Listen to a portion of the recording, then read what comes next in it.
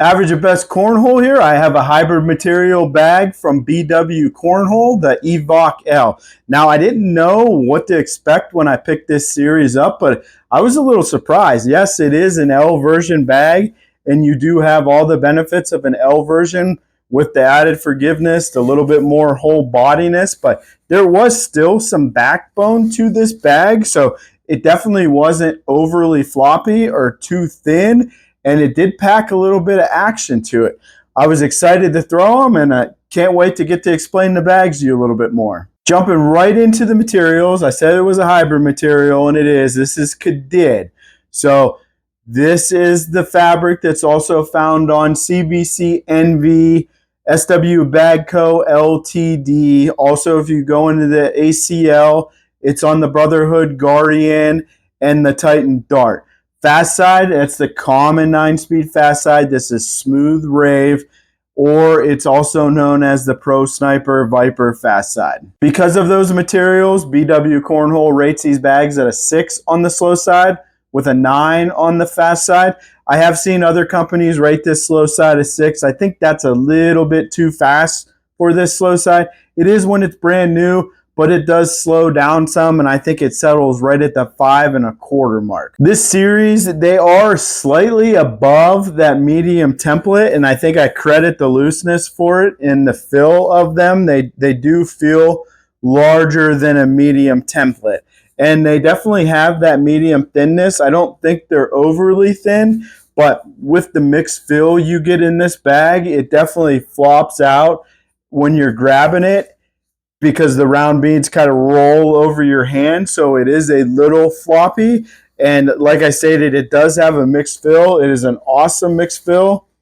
I don't know what the ratio is or what beads he used in here, but bag has a great hand fill, and even though it is that L version, I never had a problem locking this bag down. It seems like every time I gripped it, it really felt tight in the hand, and when I was going to my backswing, I didn't feel pellets shifting or moving during that. I'm going to get into the slide up, and I think this is probably the most important part of the video, because this is where I explain why this series with common materials acts and plays differently than other series with those common materials, and potentially why you should grab this set over picking up one of those. I think the ability of this bag to run holes and beat blockers is the highlight of it. And what I'm saying is, it's a hybrid material, so we know that there is enough speed there just to run holes, but it also has some action to it, and it's also really good at beating blockers because it is a looser bag. So it can bunch up some, especially if you're needing to squeeze in between two bags, especially if you put a little bit of cut on it. This bag will do that for you, and it beats those blockers on the way to the hole. The low light of it, though, is I think that since it is that L bag, it might be a little bit too loose for some people.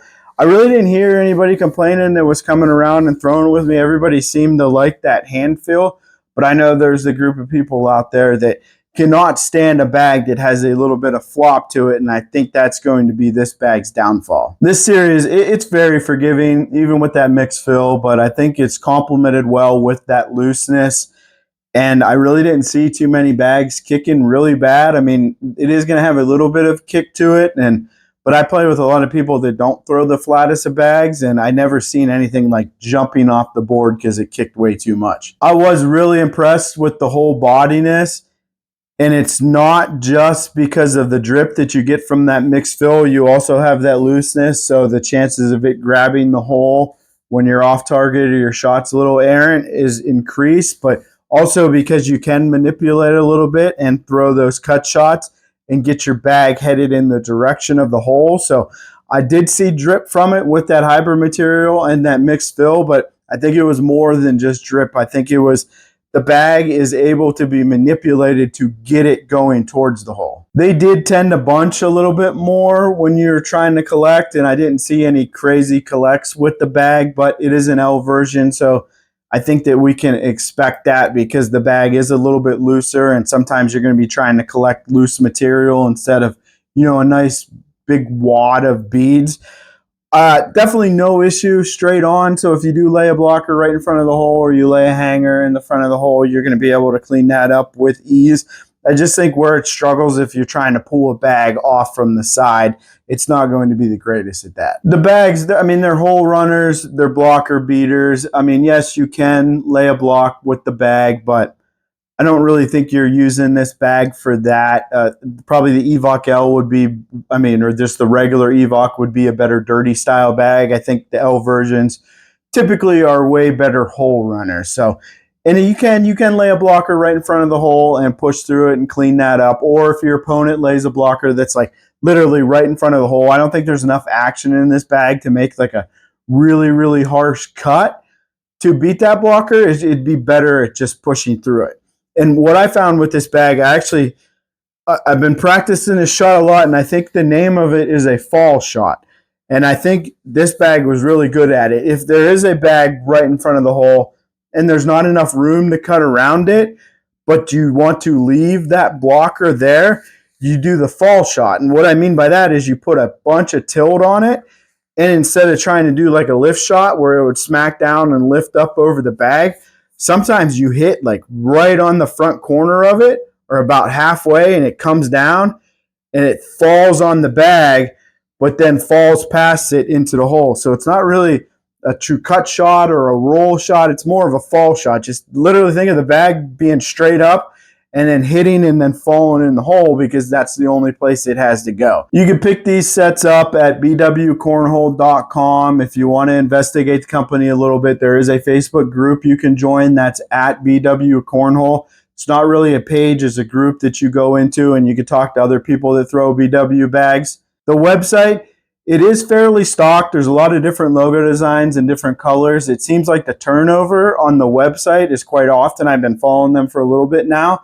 So it's one of those things, you got to go to the website, see what colors are available. If you don't like those, I believe there is customs available, or you wait till he makes an announcement that he put more on there. The price for these bags, that's the really good thing. These are priced right, especially for an ACO stamp bag.